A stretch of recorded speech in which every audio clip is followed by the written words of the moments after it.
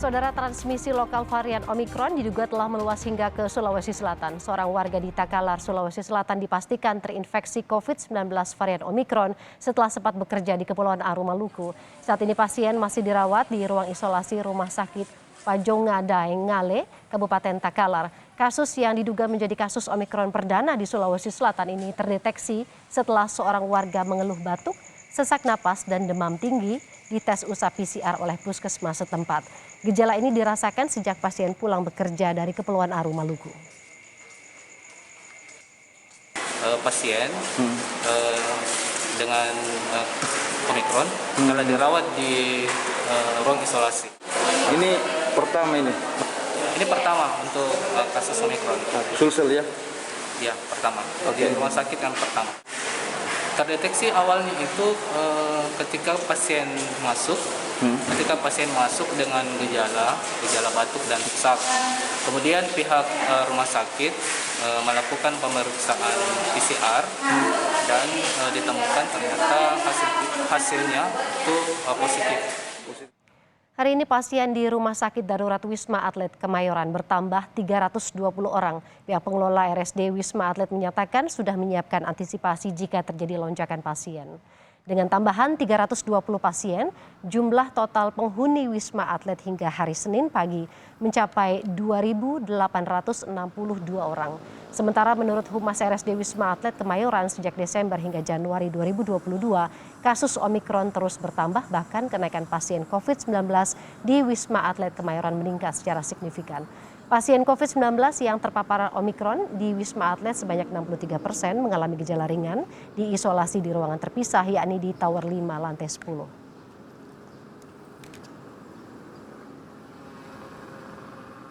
Perkembangan terkini terkait lonjakan kasus positif COVID-19, terutama varian Omikron. Kita dengarkan laporan dari Rumah Sakit Darurat COVID-19 Wisma Atlet di Kebayoran, Jakarta Pusat. Bersama jurnalis Kompas TV ada Abel Insani dan juga Triksi Valencia di RSPI Sulianti Saroso, Jakarta. Kita ke Wisma Atlet terlebih dahulu dengan rekan Abel. Abel, apakah ada penambahan jumlah pasien COVID-19 di Wisma Atlet saat ini? Dan dari jumlah tersebut, berapa yang terinfeksi varian Omikron? Ya baik, selamat siang Woro dan juga saudara. Memang ada penambahan pasien COVID-19 yang dirawat di Rumah Sakit Darurat Wisma Atlet, ini sejumlah 320. Tentunya memang ada peningkatan jumlah pasien yang dirawat di Rumah Sakit Wisma Atlet Darurat Wisma Atlet maksud saya, jika dibandingkan dengan bulan Desember tahun 2021.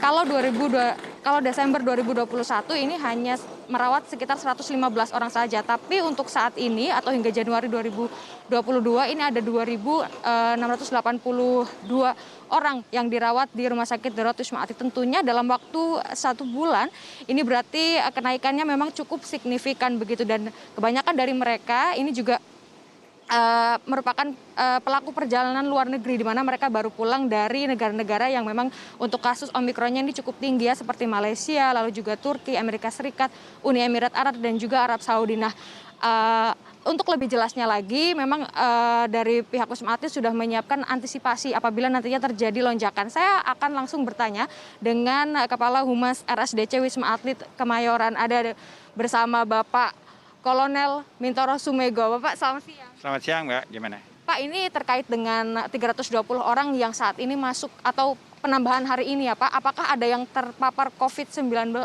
maksud saya Omikron Pak?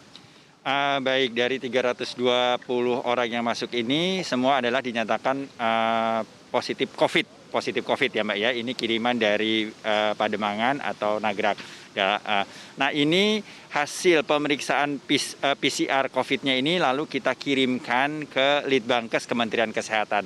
Nanti dari Litbangkes Kementerian Kesehatan lah yang akan mengumumkan pasien itu terkonfirmasi COVID atau tidak. Berarti untuk saat ini masih menunggu ya Pak? Ya. Menunggu hasil lab, bagaimana nanti setelahnya itu akan menunggu sekitar berapa hari Pak? Tergantung dari Kementerian Kesehatan ya, kita tidak bisa memastikan karena memang yang diperiksa juga banyak, tapi kami tetap siapkan semuanya, baik itu untuk COVID dengan Omikron ataupun tidak, kita selalu siap. Baik, terus kan lonjakannya untuk saat ini kan semakin tinggi begitu ya Pak, apa sih antisipasi dari Wisma Atlet sendiri untuk mengantisipasi lonjakan yang terjadi ini Pak? Ya, lonjakan ke semakin hari semakin banyak kalau kita bandingkan dari bulan awal Desember kemarin itu peningkatannya cukup banyak. Awal Desember kita cuma 115 pasien, sekarang sudah hampir 3.000, itu jadi peningkatan banyak. Sesuai dengan arahan dan perintah pimpinan kami, yaitu Bapak Maijen TNI, Dr. Budiman, kita standby-kan yang pertama adalah standby-kan personil.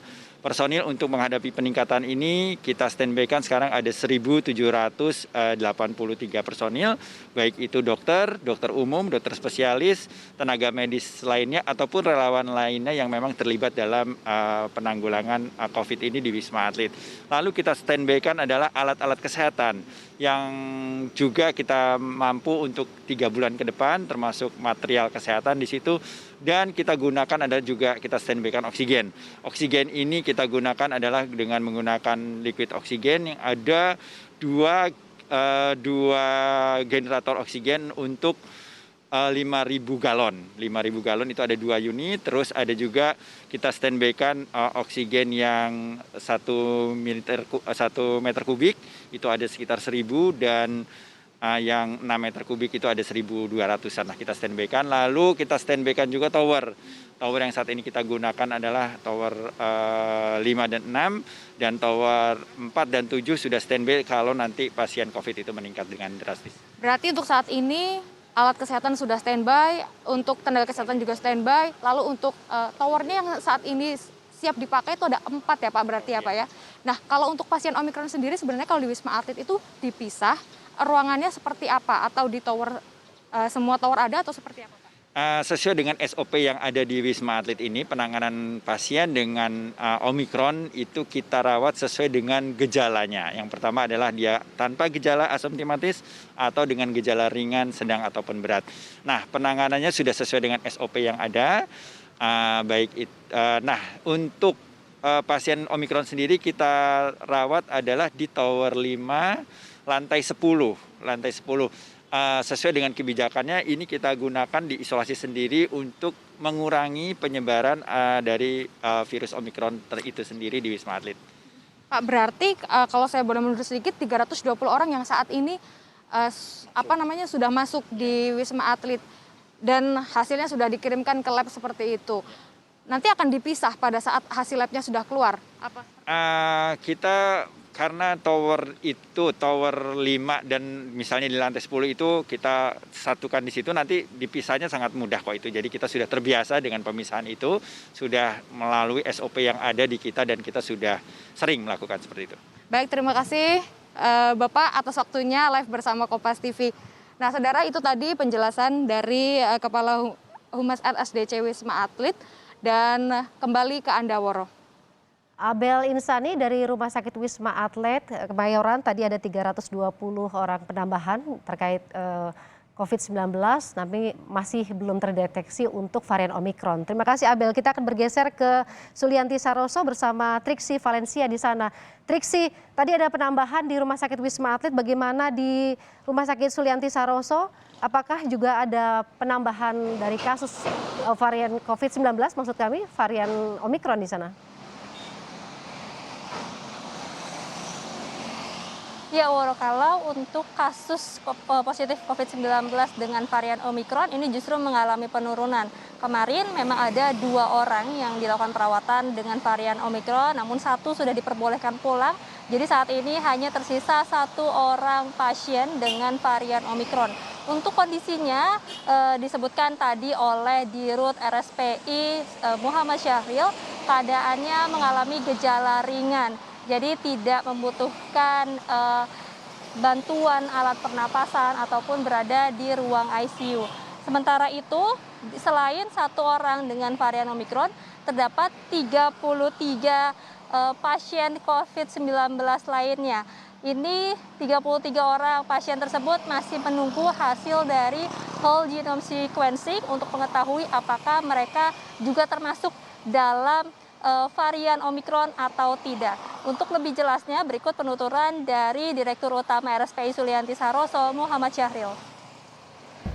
Sehingga sisanya dari 145 itu COVID, ada yang COVID non-Omikron, yang kedua ada yang menunggu hasil nunggu hasil WGS-nya, karena nanti bisa positif, bisa negatif ya. Karena orang-orang yang menunggu hasil ini semuanya itu sebagian besar ini adalah pelaku perjalanan luar negeri. Ya, secara rinci tadi dari informasi yang kami terima untuk pelaku perjalanan luar negeri rata-rata ini ada dari warga negara asing sebanyak 8 orang pasien, kemudian warga negara Indonesia ada 7 orang pasien. Sementara itu ada 18 orang warga negara Indonesia yang bukan merupakan pelaku perjalanan luar negeri. Nah, ke 33 pasien ini ditambah dengan 1 orang pasien dengan varian Omikron, semuanya bergejala ringan dan tanpa gejala.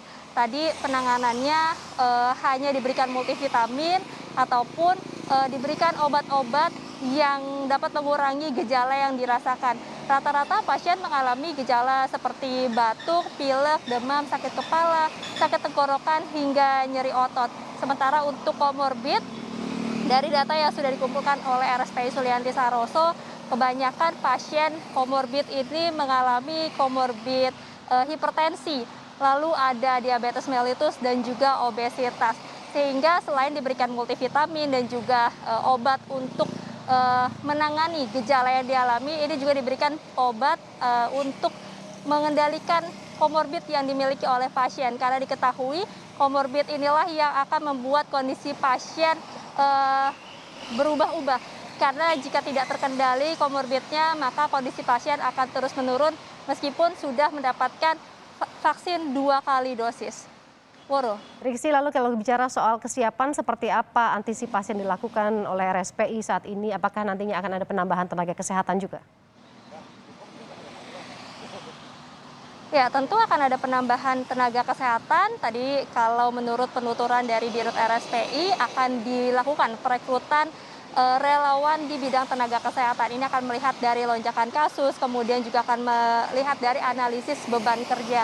Selain dari SDM, ada juga peningkatan dari jumlah kapasitas. Kalau saat ini untuk penanganan pasien COVID-19 ada 112 tempat tidur yang tersedia. Nanti ketika akan ada lonjakan, ini sudah dipersiapkan dengan kapasitas maksimal yaitu 145 tempat tidur dengan rincian antara lain ruang rawat ICU dengan tekanan negatif sebanyak 20 tempat tidur, lalu ada 54 tempat tidur ruang rawat isolasi tekanan negatif non ICU, kemudian ada ruang rawat isolasi non tekanan negatif sebanyak 38 tempat tidur. Nah, ini antisipasi yang sudah disiapkan oleh RSPI termasuk juga obat-obatan dan alat kesehatan yang akan menunjang. Lalu kemudian tadi disebutkan juga oleh Dirut RSPI bahwa ada perubahan dari prosedur perawatan pasien di RSPI Sulianti Saroso.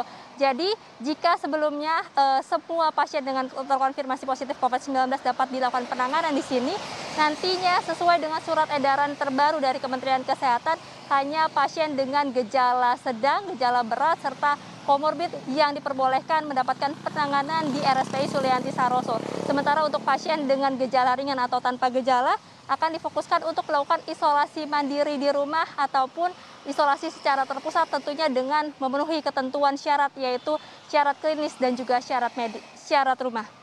Baik, terima kasih Triksi Valencia dari RSPI Sulianti Saroso, dan sebelumnya ada Abel Insani dari Rumah Sakit Wisma Atlet Kemayoran Jakarta. Selamat bertugas kembali.